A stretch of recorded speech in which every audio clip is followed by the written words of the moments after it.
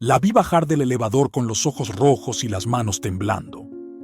Su familia decía que todo estaba bien, que eran problemas normales. Pero esa noche entró otro hombre al 7º piso y nadie lo registró. Nadie, excepto yo. La madrugada siempre tiene un silencio distinto, uno que corta la respiración.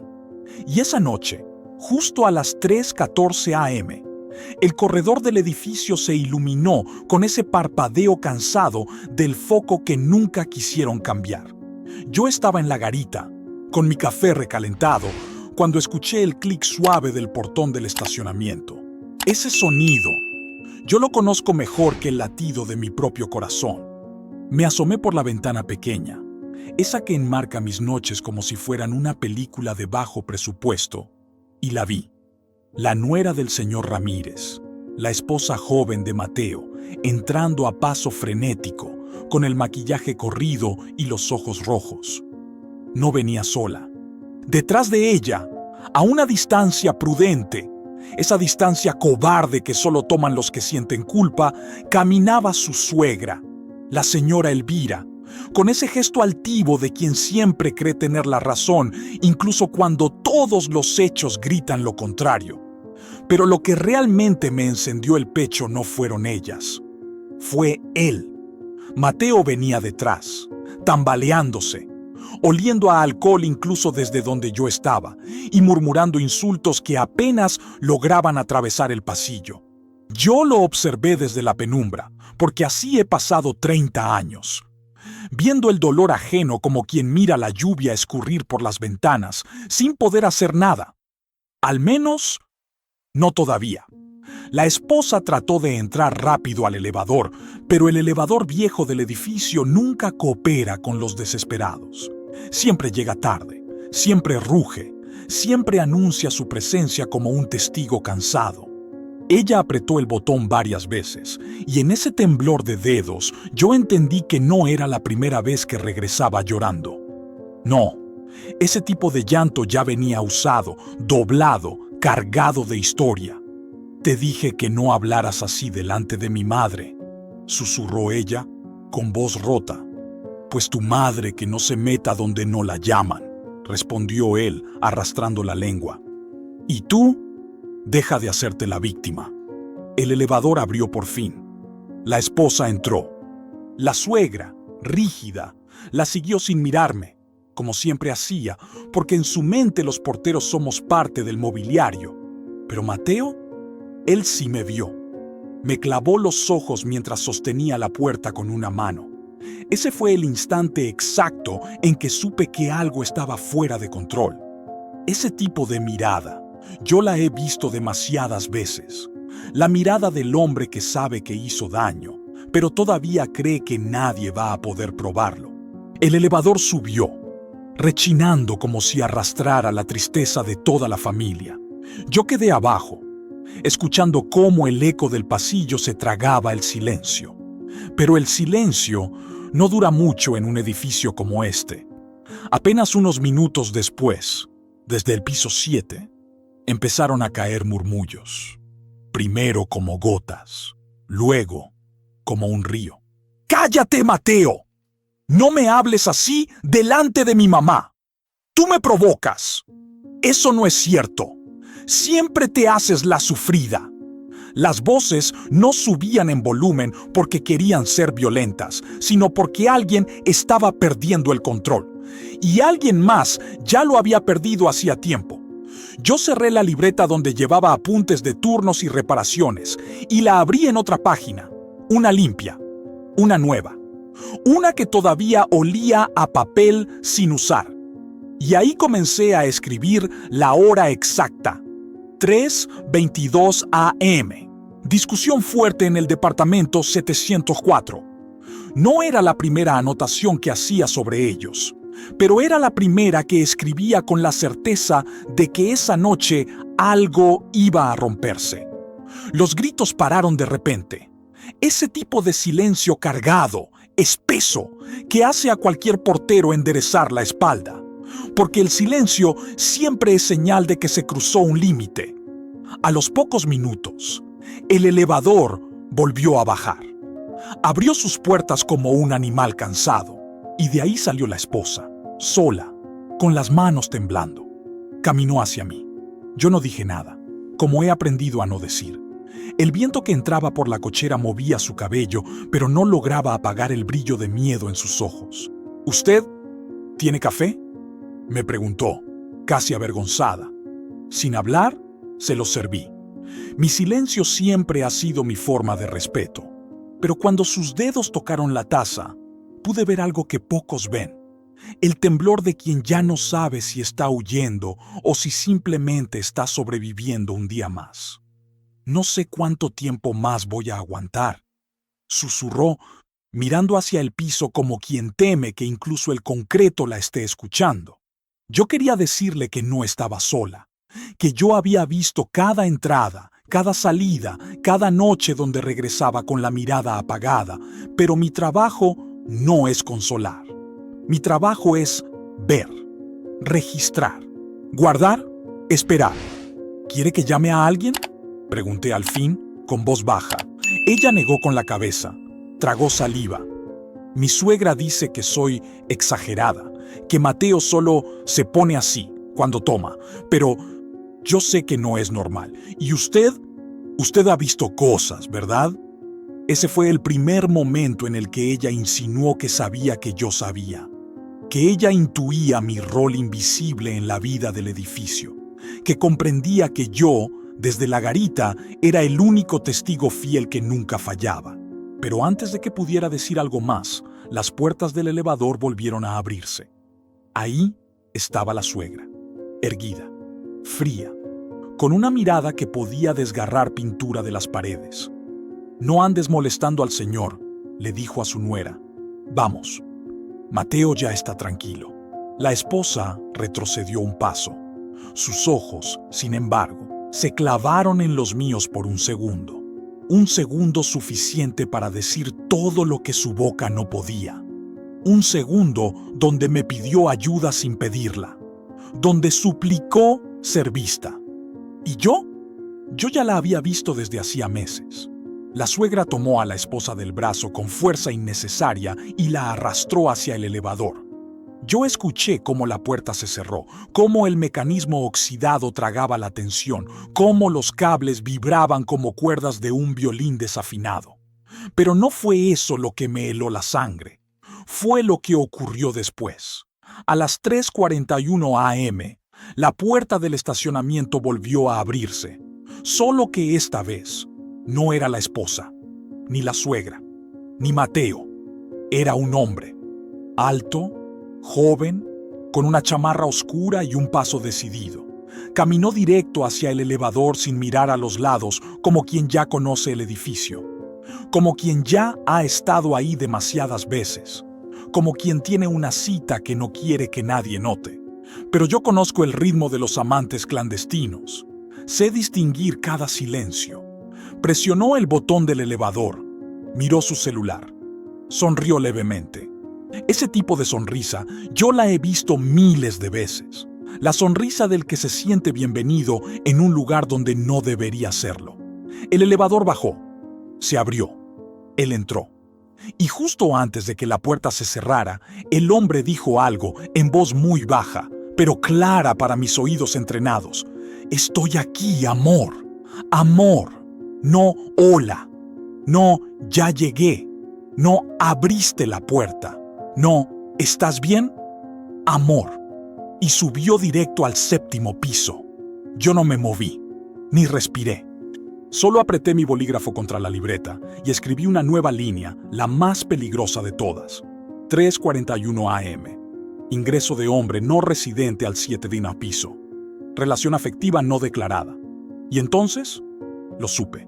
Esa familia, la esposa lastimada, el marido borracho, la suegra controladora, todos ellos juraban que nadie los estaba mirando.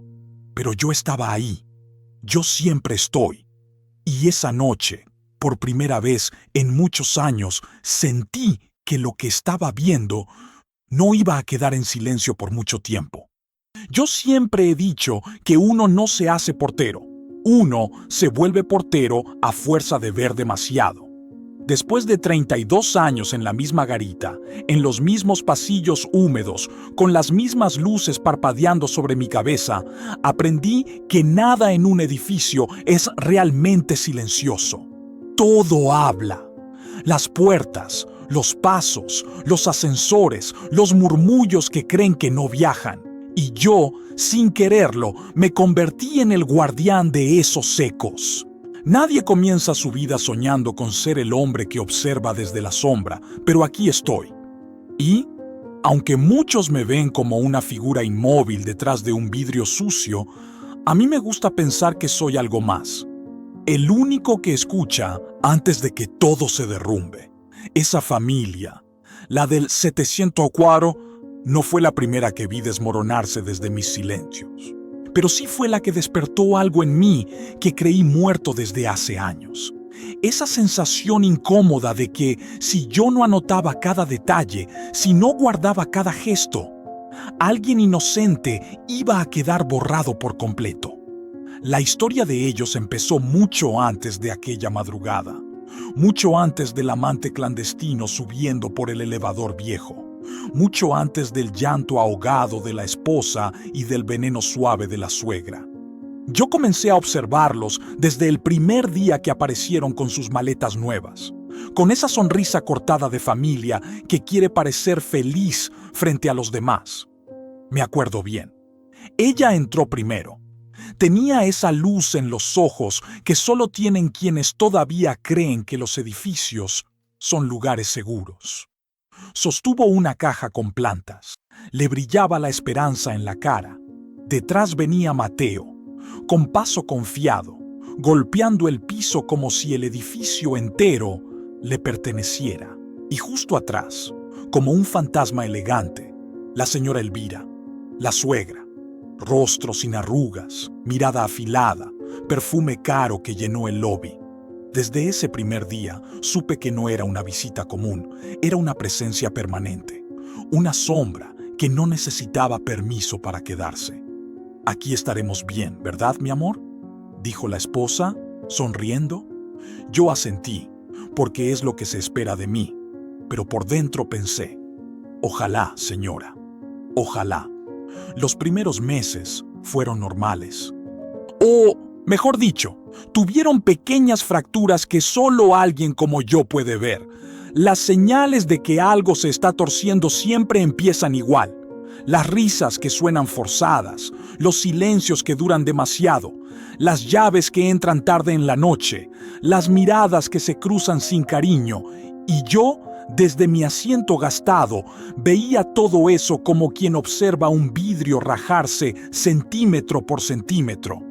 Me di cuenta de que Mateo era de esos hombres que creen que el mundo les debe obediencia. Andaba con el pecho inflado, se enojaba por tonterías y nunca saludaba a nadie, ni a mí, ni a los vecinos, ni siquiera a su propia esposa cuando ella bajaba con bolsas del supermercado. El único saludo que le oí alguna vez se lo dio a su suegra. A ella sí, a ella siempre. La esposa, en cambio, tenía esa humildad que da ternura y tristeza al mismo tiempo. Siempre bajaba con una disculpa lista en la boca, como si cargara culpas que no le pertenecían. ¿Perdón? ¿Me ayuda con esta caja? Disculpe, ¿sabe si llegó un paquete? Ay, qué pena molestarlo. Uno aprende a reconocer la voz de una mujer que ha sido corregida demasiadas veces. Y luego estaba la suegra. Su presencia llenaba los pasillos como un olor que no se va, por más que abras todas las ventanas. No daba un paso sin revisar algo. El buzón, la rampa, el elevador, el libro de visitas. A veces sentía que revisaba incluso mi alma. ¿Por qué esta luz parpadea tanto? ¿Por qué el elevador se tarda? ¿Por qué la puerta del estacionamiento hace ruido? Su tono nunca preguntaba, exigía. Y algo me decía que ese mismo tono lo usaba dentro del departamento, sobre todo cuando su yerno estaba cerca. Los primeros problemas serios empezaron con los horarios. Yo siempre anoto todo: entradas, salidas, visitantes, entregas. Es mi costumbre. La única forma de mantener el orden en un edificio que respira caos. Y fue en esas anotaciones donde noté el desajuste. Mateo comenzó a llegar más tarde. Primero a las 9, luego a las 11, después a la 1. Y nunca olía a trabajo. Olía a bar barato, a sudor nervioso, a perfume que no venía de su esposa. La esposa, en cambio, bajaba cada vez menos. Su sonrisa se volvió tímida, después débil, después inexistente. Y la suegra parecía más fuerte, más presente, como si se alimentara del desgaste de los demás. Una noche, hace varios meses antes de la madrugada del capítulo anterior, escuché su voz en el lobby. Estaba hablando por teléfono mientras esperaba a que el elevador bajara. No, hija, no le digas nada. Tú sabes cómo se pone. Él te quiere, pero es hombre, y los hombres necesitan espacio. Además, ¿quién te va a creer si haces un escándalo? Yo fingí no escuchar, pero esa frase, ¿quién te va a creer?, me taladró la cabeza. La esposa bajó al día siguiente con gafas oscuras. Era de noche. No había sol para justificarlo, y ahí supe que algo en esa casa había cruzado la línea. Comencé a escribir más. No por morbo, no por curiosidad, sino porque la costumbre de ver injusticia durante tantos años me enseñó una verdad simple. Todo abuso empieza en secreto y solo termina cuando alguien se atreve a registrarlo. Así que anoté: día 12, esposa con lentes oscuros a las 21:47, conducta retraída. Día 18, discusión en el 704, tono agresivo masculino. Día 23, suegra interviene, minimiza situación. Mi libreta empezó a llenarse rápido. Pero lo más inquietante fue cuando noté el comportamiento nuevo de la esposa. Comenzó a bajar sola al estacionamiento a horas extrañas, como buscando aire o libertad. Caminaba entre los autos como si buscara algo específico, pero siempre terminaba recargada en una columna, respirando profundo. Y luego empezó a recibir mensajes. Podía ver desde la cámara cómo su rostro cambiaba cuando le llegaban. Esa luz que no tenía desde hacía meses. Esa esperanza de alguien que escucha su nombre con cariño, no con reproche. No estaba segura, pero uno aprende a reconocer cuando una mujer vuelve a sentirse viva. Una tarde, mientras barría el corredor del primer piso, escuché su voz hablando bajo en las escaleras. No la escuché completa, pero sí escuché una palabra: amor. Y no era la manera en que se la decía a Mateo. Era una palabra suave, cuidada, salvada para alguien que le devolvía algo que ella creía perdido: ternura. Yo no la juzgué, nunca juzgo. Los porteros vemos demasiadas causas antes de ver consecuencias. Y las causas de ella estaban escritas en su piel desde hacía meses. Pero también sabía que las paredes del edificio son crueles. Todo se sabe, todo se escucha, todo se refleja. El verdadero peligro comenzó cuando Mateo empezó a sospechar. Su mirada cambió. Ya no era solo arrogante, era vigilante. Silbaba en los pasillos como quien marca territorio. Revisaba el buzón 3 veces por día. Preguntaba demasiado. Una noche me dijo: ¿ha visto a alguien que no debería entrar? Lo dijo casual, pero sus ojos no eran casuales. Yo negué, porque en ese momento aún no tenía pruebas. Porque mi palabra sin evidencia no salva vidas, solamente enciende incendios. Pero desde esa noche comencé a poner más atención. Revisé cámaras, revisé horarios, revisé movimientos. Y fue ahí, en esas revisiones silenciosas, donde encontré por primera vez el rostro del hombre que esa madrugada subiría con la palabra amor en la boca. Apareció en los videos de 2 semanas atrás, entrando rápido, con gorra, mirando al piso. Anoté la hora, anoté la fecha, anoté el tiempo exacto que pasó arriba. No lo registré como visitante porque no se dirigió a mí. pero yo sabía leer entre sombras. Y entonces entendí, ella no solo estaba escapando, ella estaba intentando sobrevivir. Mientras más observaba, más claro me quedaba algo. La suegra sabía. Sabía de los golpes silenciosos, sabía de las infidelidades de su hijo, sabía del amante nuevo de su nuera. Y sin embargo, mantenía una calma que me hacía pensar que ella tenía su propio plan. Los villanos más peligrosos no son los que gritan, son los que organizan el silencio, y entre los tres, esposo, esposa, amante, suegra, había algo creciendo como una grieta en los cimientos del edificio. Algo que yo sabía que iba a romperse.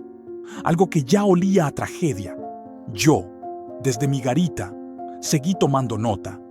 Pasaban los días y cada entrada, cada mirada de reojo, cada llegada tardía, cada mensaje que la esposa borraba rápido, cada visita de la suegra al 704, cada noche en que Mateo regresaba oliendo a culpa, todo iba quedando en mi libreta. No porque yo quisiera guardarlo, sino porque sabía que tarde o temprano alguien iba a necesitar saber la verdad completa. Y yo, el portero invisible, era el único que la tenía. Pero lo que no sabía, lo que no podía imaginar, era que la madrugada en que el amante subió, el edificio entero ya estaba al borde de estallar. Y que mi libreta, esa libreta vieja, doblada, manchada de café, pronto se convertiría en la única línea entre la injusticia y la verdad. Yo veía la caída venir, paso a paso, grito a grito, silencio a silencio. Y entendí que, aunque ellos creían que nadie los estaba mirando, yo ya lo había escrito todo. La injusticia nunca llega de golpe, se anuncia, se respira, se instala en el aire como humedad vieja que se pega a las paredes y a la piel. Y en el departamento 704, esa humedad llevaba meses creciendo, hinchando puertas, deformando silencios, preparando la explosión que tarde o temprano iba a escucharse en todo el edificio. Yo lo sabía. Lo había visto tantas veces que ya podía sentir el momento exacto en el que una familia deja de sostenerse. Pero esta vez, fue distinto. Esta vez, algo en mi pecho me dijo que lo que estaba por ocurrir esa noche de tormenta iba a cambiar para siempre el ritmo de mis pasos en estos pasillos. Todo empezó mucho antes de que los gritos rompieran la madrugada. Empezó al atardecer, cuando la lluvia golpeaba los toldos, haciendo ese sonido metálico que retumba en la garita como si anunciaran un mal presagio. Yo estaba revisando las cámaras, como siempre, porque el elevador llevaba días haciendo un ruido raro y quería asegurarme de que no fuera a fallar con alguien adentro. Mientras recorría las grabaciones, vi algo que me heló la espalda.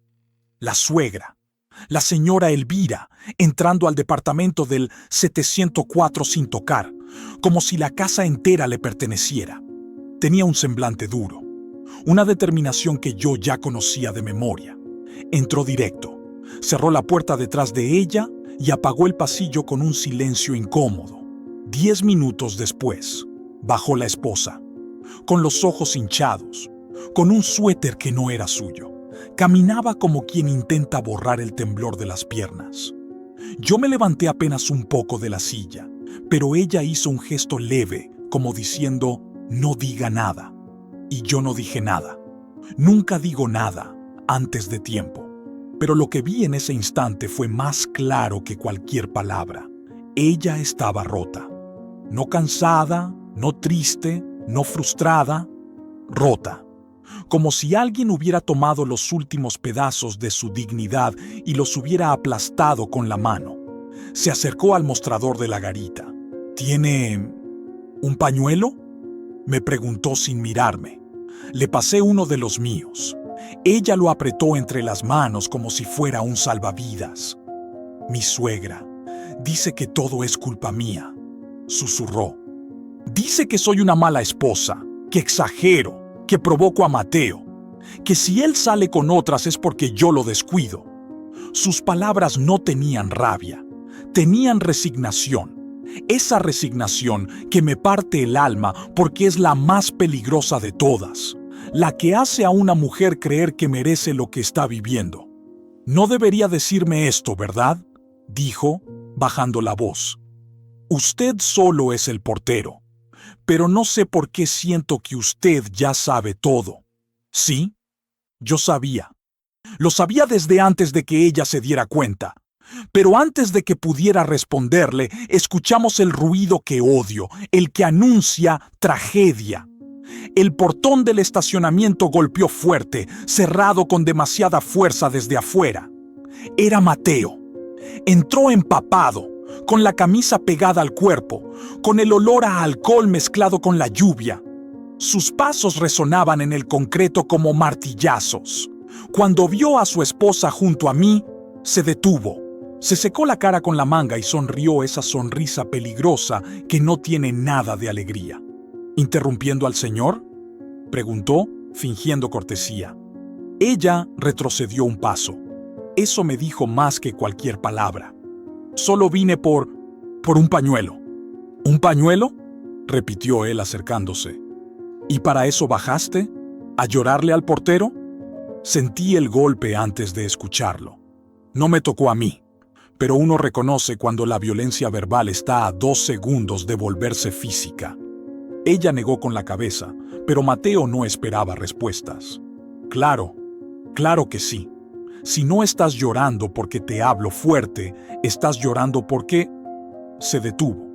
La miró con algo parecido a sospecha, y de pronto, sin aviso, gritó: ¿Con quién hablas tanto en el celular? La esposa se paralizó. Yo entendí. Él sabía, o presentía. Y un hombre que sospecha sin pruebas es peligroso. Pero un hombre que sospecha y siente que está perdiendo el control, ese es peor. Muéstramelo, ordenó. Ella negó. Su voz salió quebrada. No quiero pelear aquí. Y entonces ocurrió algo que jamás voy a olvidar. Mateo golpeó con la mano abierta el mostrador de vidrio de la garita. El estruendo hizo vibrar incluso el marco de la ventana. Te dije que me lo muestres. Yo me levanté. Por reflejo, por instinto, por humanidad. No sé, pero me levanté. Señor Mateo, quizá es mejor que suban y hablen con calma. Él volteó hacia mí. Los ojos le ardían. Usted no se meta. Esto es asunto de familia. Ahí está. La frase que escuché durante décadas. La frase que siempre antecede una injusticia. La frase que los abusadores usan para blindarse de la luz. Es asunto de familia. Y mientras más lo repiten, más daño hacen. La esposa tomó aire y subió las escaleras. No quiso esperar el elevador. Subió rápido, casi corriendo, como si supiera que cada segundo contaba. Mateo la siguió. Y detrás de él, después de un retraso inquietante, apareció la suegra. Ella me miró antes de entrar al elevador. Una mirada filosa, una que dice no viste nada, una que ordena con los ojos. Y yo, como siempre, no respondí. Pero mis manos ya estaban escribiendo en la libreta. Discusión en lobby, amenaza verbal, suegra presente. Lo que ocurrió arriba, en el 7º piso, no lo vi, pero lo escuché. Las paredes del edificio tienen memoria y esa noche estaban listas para registrar lo peor. Primero fueron empujones. Se escuchaban las vibraciones en el metal del elevador. Luego los gritos: «Dime la verdad. No tengo por qué darte explicaciones. Eres una desagradecida». Mi madre tenía razón. No la metas en esto. Ella es la única que se preocupa por mí. Y después, un silencio tan profundo que yo dejé de respirar. El tipo de silencio que no nace de la calma, nace del miedo. Tomé el radio. Estuve a punto de llamar al administrador, pero algo me detuvo. No sé qué. Quizá intuición, quizá experiencia. Quizá el presentimiento de que la verdad necesitaba más tiempo para revelarse por completo. Pasaron 10 minutos. 10 minutos eternos, hasta que el elevador bajó otra vez. Pero esta vez no era la esposa, ni Mateo, ni la suegra. Era el amante. Ese mismo hombre joven, de chamarra oscura, que había subido días atrás casi ocultándose. Entró al lobby con pasos rápidos, sin saludar, sin dudar, como quien llega llamado por la urgencia del corazón. ¿Subió alguien hace rato?, preguntó sin verme realmente. Yo asentí, pero él ya iba en camino. Presionó el botón del elevador, impaciente, mirando hacia arriba como si pudiera atravesar los pisos con los ojos. Y entonces, en medio de ese caos silencioso, ocurrió la explosión. Desde el piso 7 se escuchó un golpe fuerte. Algo cayó. Una mesa, una lámpara, un cuerpo. No lo sé. Pero el sonido viajó por todo el edificio. Se escuchó en el estacionamiento, en las escaleras, incluso en la azotea. El amante entró al elevador justo cuando yo anotaba la hora. 11:03 p.m. Y antes de que la puerta se cerrara, murmuró algo que me dejó frío. No voy a dejar que le hagan daño otra vez. Otra vez. No era nuevo. No era un accidente. Era rutina. El elevador subió, temblando, arrastrando un destino que ya no podía detenerse. Yo me quedé abajo, con la mano temblando sobre el bolígrafo, porque sabía que la injusticia, esa que llevaba meses fermentando, finalmente había explotado. Sabía que esa noche se rompería algo que ya no podría repararse. Sabía que el edificio entero iba a despertar con una verdad que nadie quería enfrentar. Y mientras el elevador subía, llevando al amante directo a la tormenta del 74, yo cerré mi libreta y la sostuve fuerte. Porque esa noche donde todos creían que actuaban a escondidas, yo estaba construyendo, línea por línea, la historia que iba a derrumbarlos a todos. La injusticia había explotado. Y yo la había visto desde el primer segundo. A veces pienso que los edificios respiran, que guardan aire en los pasillos antes de un desastre, como si supieran lo que está por ocurrir. Esa noche, el aire del 7º piso olía a una mezcla de perfume caro, sudor, miedo y esa electricidad sorda que uno siente justo antes de que un secreto sea arrancado de las sombras. Yo lo presentí desde el momento en que el amante subió en el elevador, con la mandíbula apretada y los puños cerrados. Algo iba a romperse. Algo iba a salir a la luz. Las cámaras del pasillo del piso 7 no tienen audio, pero yo aprendí hace años a leer labios, gestos, respiraciones. Puedo identificar una mentira a 10 metros solo por la manera en que una persona aprieta los hombros. Así que, cuando vi la puerta del departamento 704 entreabierta y el amante caminando directo hacia ella, supe que esa noche el destino se iba a escribir con evidencia, no con suposiciones. La cámara mostró primero la sombra de Mateo acercándose a la puerta, moviéndose tambaleante. Después apareció la esposa, detrás de él, sujetándose los brazos como si quisiera protegerse de un frío interno. La suegra estaba ahí también, erguida, inmóvil, como una estatua llena de veneno.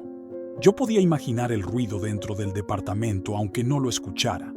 Discusiones que repetían patrones, insultos que ya conocían todas las paredes, miedo tragado tantas veces que ya no causaba llanto. El amante llegó hasta la puerta. No tocó, no esperó. Solo empujó lentamente, dejando que la luz cálida del departamento lo tragara. Y ahí, en ese marco de entrada, se escribió el inicio del fin. Mateo volteó. Lo vi girar el rostro, confundido primero, irritado después, furioso al final. Sus labios dijeron algo que pude leer con claridad. ¿Qué haces aquí? El amante no respondió de inmediato. Dio un paso dentro del departamento. La esposa retrocedió, aterrada. La suegra entrecerró los ojos, como quien finalmente ve materializarse el pecado que llevaba meses deseando descubrir para usarlo como arma. Y entonces, por primera vez, Escuché algo desde la cámara. Un golpe. Un ruido seco. Mateo aventó una silla. No hacia el amante, hacia la esposa. Ahí fue cuando mi respiración se congeló. El amante reaccionó en un segundo. Corrió hacia ella, poniéndose enfrente, alzando un brazo para protegerla.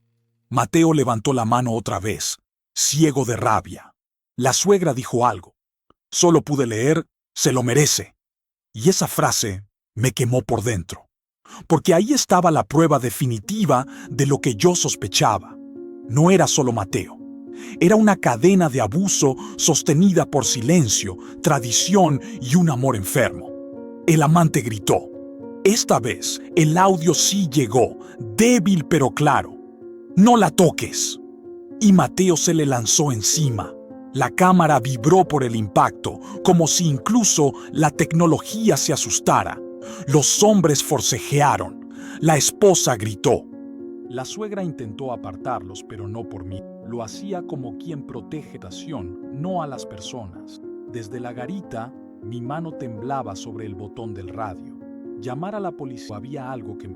Me levanté, respiré hondo y activé la grabación digital conectada directamente a mi monitor. Necesitaba cada segundo capturado, no solo para mí, para ella. Para cualquiera que un día escuchara esta historia y dijera nadie vio nada. Yo sí.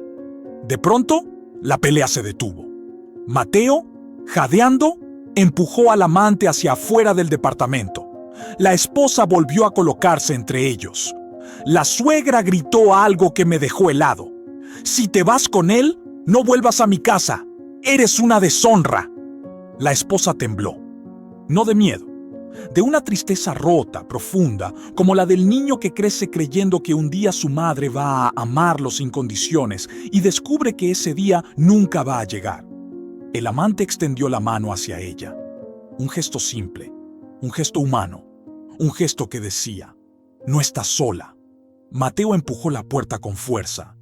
Intentaba cerrar la escena, cortar la revelación, frenar el derrumbe. Pero entonces ocurrió lo impensable. La esposa dijo, con voz baja pero firme, una frase que yo leí en su boca con absoluta precisión. «Ya basta». He escuchado miles de «ya basta» durante mi vida, pero ese tenía algo distinto. Tenía el peso de 1000 días de silencio acumulado. Tenía la valentía de quien ya no teme perderlo todo porque ya lo perdió antes. La suegra abrió los ojos como si hubiera recibido una bofetada. Mateo retrocedió, desconcertado. El amante dio un paso hacia ella como esperando una decisión. Entonces la esposa hizo lo que yo jamás pensé que tendría fuerzas para hacer. Sacó su celular, lo alzó y dijo, «Todo está grabado». Yo no sabía a qué se refería. Pensé que hablaba de las cámaras o de algún audio reciente. Pero no, ella tenía algo más, algo que yo, hasta ese instante, desconocía. Un registro propio, un archivo de voz, un video, una prueba que llevaba semanas guardando como quien carga un arma que no quiere usar, pero sabe que un día será su única defensa. Mateo palideció. La suegra intentó arrebatárselo, pero la esposa retrocedió. «Tenemos pruebas de todo», dijo el amante con voz firme. «De los insultos, de los golpes, de cómo tu madre la obliga a quedarse. Tenemos». Esa palabra cambió la atmósfera del pasillo.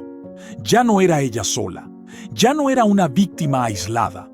Era una mujer con testimonio, un cómplice y un portero abajo viendo, registrando, listo para testificar si era necesario. Mateo gritó algo ininteligible y se lanzó hacia la esposa para quitarle el celular. Ella lo esquivó. El amante se interpuso otra vez. Y la suegra empezó a gritar insultos que no voy a repetir, pero que demostraban lo peor. La verdadera violencia no era solo la física, era la moral, la emocional, la que se hereda como una maldición. La cámara captó el momento exacto en que la esposa, temblando pero digna, levantó la voz lo suficiente como para que el micrófono de mi monitor lo registrara. «Si me tocas otra vez, Voy a enseñarle esto a todos, al administrador, a los vecinos, a la policía, a tu trabajo, a quien sea. Esas palabras cayeron como un hacha, rompieron algo dentro de Mateo, algo dentro de la suegra, algo dentro del edificio entero. La verdad cruda, la verdad que ya no podían ocultar ni manipular. Yo sabía que ese era el punto sin retorno, el momento donde el silencio ya no protegía, donde la víctima dejaba de esconderse, donde la injusticia ya no tenía dónde huir. Mateo dio un paso atrás. Por primera vez en meses se vio pequeño, no derrotado, pequeño, como un hombre viendo la sombra de su propio monstruo reflejada en los ojos de quienes ya no le temen. La suegra. Ella no retrocedió, no sabe retroceder. Caminó hacia su nuera con un veneno tan frío que hasta la cámara parecía empañarse. Le dijo algo que pude leer claramente. Sin nosotros no eres nada. Y entonces la esposa respondió con la fuerza más peligrosa de todas, la calma. Con ustedes, dejé de ser yo. Ese fue el golpe final, no físico, moral, definitivo. El amante extendió la mano otra vez. Ella la tomó. Yo apreté los labios. Ese instante, esa mano que se une con otra mientras el abuso pierde su poder, ese instante lo he esperado ver durante décadas. Mateo no atacó, no gritó, no lloró. Solo cerró la puerta del departamento. Pero la cerró demasiado tarde, demasiado lento, con demasiados testigos alrededor. La cámara guardó todo, mi monitor grabó todo. El celular de ella tenía lo suyo. La revelación ya era completa. La verdad ya había salido. Y por primera vez en 3 décadas de trabajo nocturno, sentí que mi labor silenciosa estaba a punto de hacer justicia real. El amante bajó con ella por el elevador. La esposa no lloraba. Estaba pálida, agotada, pero tenía algo nuevo en los ojos. Libertad con miedo, pero libertad al fin. Cuando las puertas se abrieron en la planta baja, ella me vio, me sostuvo la mirada y supe que lo que venía después ya no sería un secreto. Yo tenía la prueba. Ella tenía la prueba. El edificio tenía la prueba. Y Mateo. Mateo ya no tenía dónde esconderse. Esa noche, la verdad explotó. Y yo, como siempre, estaba ahí para registrarla. La madrugada siguió cayendo sobre el edificio como un manto pesado, húmedo, lleno de ecos que no se iban. Y yo ahí, sentado en mi garita con el café ya frío, sentía que mis manos no dejaban de temblar. No por miedo, por algo más profundo. La certeza de que esa noche, por fin, después de tantos años de ver injusticias escondidas en las sombras de los pasillos, la verdad había encontrado su camino. La esposa bajó del elevador tomada del brazo del amante. No era una escena romántica, no era una huida apasionada, era otra cosa. La imagen cruda de una mujer que, después de años de dolor, estaba dejando un campo de batalla. Su cuerpo entero hablaba de agotamiento, pero sus ojos traían una quietud nueva, como si al fin hubiera soltado un peso enorme que llevaba colgado del alma. El amante la sostuvo sin invadirla. Ni un gesto de posesión, ni una urgencia. Solo esa paciencia amorosa que tienen quienes, más que rescatar, acompañan. Ella se acercó a mí y no dijo nada. Y yo tampoco, porque algunas verdades se honran en silencio. Le ofrecí una silla dentro de la garita, lejos de las cámaras del lobby. Ella dudó. Miró hacia atrás, hacia el elevador que la había traído tantas veces rota, y luego pasó. Se sentó despacio, como si su piel siguiera esperando un grito que ya no iba a llegar. «Gracias», murmuró, con una voz tan suave que casi se rompió al salir. Yo asentí. No dije de nada. No dije, aquí estoy. No dije, yo lo vi todo. Aunque todas eran ciertas. Pero yo aprendí que cuando alguien está reconstruyéndose desde dentro, lo último que necesita es un portero hablador. Necesita un testigo, un guardián del silencio que, sin pedirlo, sea refugio. El amante se quedó afuera, mirando hacia las escaleras como quien vigila un peligro invisible. Fue entonces cuando el elevador volvió a moverse. Las luces parpadearon. El indicador marcó 7, luego 6, luego 5, bajando con ese zumbido viejo que anuncia tragedia. La esposa se tensó. El amante cerró los puños. Yo respiré hondo y me preparé para lo inevitable. Las puertas se abrieron lentamente y salió la suegra, sola, pero no venía derrotada, ni avergonzada. Venía rígida, con el rostro endurecido por un orgullo que no sabía quebrarse. Su mirada me atravesó como un cuchillo frío. Luego miró a su nuera.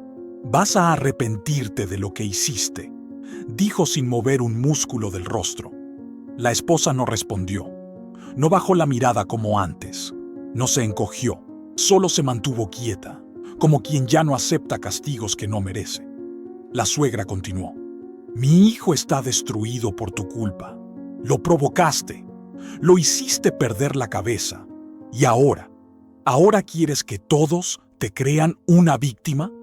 Yo no pude contener un suspiro amargo. La misma historia de siempre. La misma línea repetida por generaciones. El mismo guión donde el abusador es pobrecito y la víctima es culpable por respirar. El amante dio un paso adelante. «Ella no va a escuchar más tus insultos». La suegra lo ignoró como si fuera una sombra, como si los hombres solo contaran cuando nacen de su sangre. «Regresa al departamento», ordenó a su nuera. «Quiero que hablemos como familia». La esposa tardó en responder. Miró el suelo, miró a su suegra, luego al amante, luego a mí. Y ahí, en ese instante, ocurrió algo que me estremeció más que cualquier grito de esa noche. «No soy de su familia», dijo. «Nunca lo fui. Y ya no le debo nada». La suegra abrió los ojos. Algo en su rostro se quebró. No lloró. No gritó. Pero su orgullo recibió una fisura profunda, como una ventana que se estrella desde adentro. «Eres una desagradecida», susurró con veneno.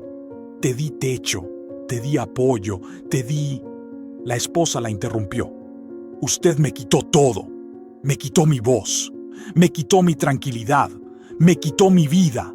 Y ahora quiero recuperarla». La suegra tembló de rabia. No estaba acostumbrada a perder, pero fue en ese momento cuando decidí intervenir. No por impulso, no por valentía, sino porque comprendí que la justicia moral también necesita testigos. «Señora Elvira», dije con voz firme, algo que pocas veces hago. «Hay cámaras, hay grabaciones, hay gente escuchando. Lo que pasó esta noche no puede borrarse». Ella me miró, incrédula al principio, después furiosa. «¿Y tú qué sabes, portero?». Yo me levanté despacio, abrí la libreta. Esa libreta que durante meses se llenó de fechas, horas, ruidos, gritos, llegadas tarde, visitas sospechosas, ojos llorosos, golpes contra paredes. La puse sobre el mostrador y dije: «Sé todo, lo escribí todo». Cada vez que su hijo llegó borracho, cada vez que su nuera bajó escondiendo lágrimas, cada vez que usted justificó lo injustificable. Sé quién entró, quién salió, a qué hora. Sé lo que escuché. Y ahora ya no estoy solo. Hay pruebas por todos lados». La suegra retrocedió un paso. No por miedo, por shock. Nunca pensó que el portero viejo, silencioso, invisible, pudiera ser la memoria completa de su tragedia. «Esto es abuso», agregué, «y ya no está oculto». Las palabras flotaron en el aire, pesadas, irrefutables. En esos segundos, la esposa lloró por primera vez esa noche. Pero no de miedo, de alivio. Lágrimas limpias. Lágrimas de quien, después de años, puede respirar sin pedir permiso. La suegra abrió la boca para responder, pero en ese momento el elevador volvió a bajar. «Mateo», Salió tambaleándose, con la camisa rota, con los ojos rojos, no de llanto, sino de furia contenida. Se detuvo frente a la escena y la interpretó en un solo segundo. Su esposa, protegida por otro hombre, el portero enfrentándolo, su madre derrotada por primera vez en su vida. Quiso avanzar, pero la esposa levantó la mano. «No te acerques». Era la primera vez que yo escuchaba su voz con autoridad. Mateo se quedó congelado. «Tengo videos», dijo ella. «Tengo audios. Los guardé por meses. Ya no tengo miedo. Si me tocas otra vez, voy a denunciarlos a los dos, a ti y a tu mamá». La suegra se llevó la mano al pecho como si hubiera recibido una bala. Mateo cerró los puños, pero no dio un solo paso, porque la injusticia, cuando se ve expuesta, pierde fuerza. Necesita la oscuridad para sobrevivir. Y esa noche ya no había oscuridad. El amante dio un paso adelante, pero no con violencia, sino con calma. Le habló a Mateo.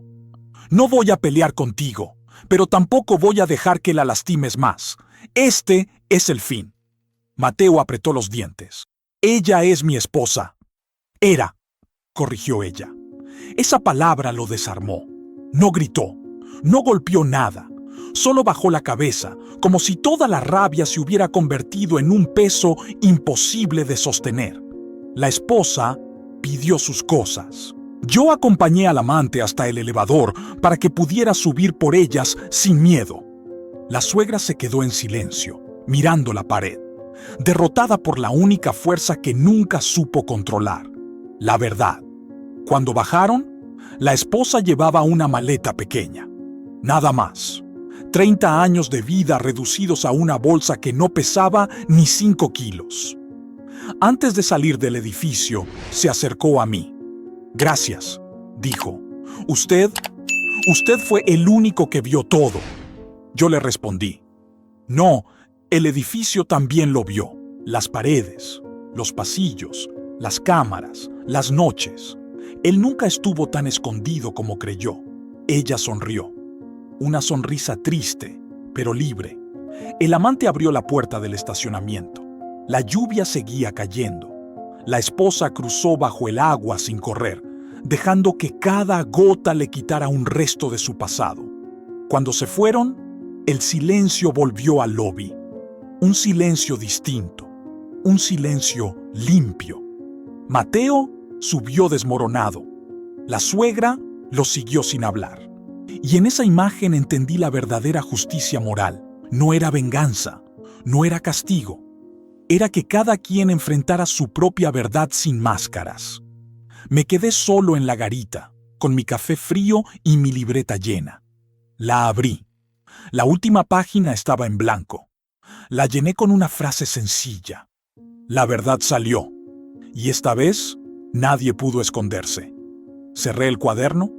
Lo guardé en el cajón donde tengo las historias de años enteros. Historias de dolor, de silencio, de familias que creyeron que nadie las veía. Y mientras la noche se disolvía lentamente, pensé algo que me acompañará hasta el fin de mis días. Si mi historia tocó tu alma, sigue conmigo. Aquí, donde las verdades nunca se esconden para siempre. La gente cree que la justicia siempre llega con sirenas, con golpes en la mesa, con castigos espectaculares. Pero no, la justicia verdadera llega en silencio. Llega cuando la víctima vuelve a mirarse al espejo sin vergüenza, cuando el abusador se queda solo con su eco, cuando la verdad ya no necesita esconderse.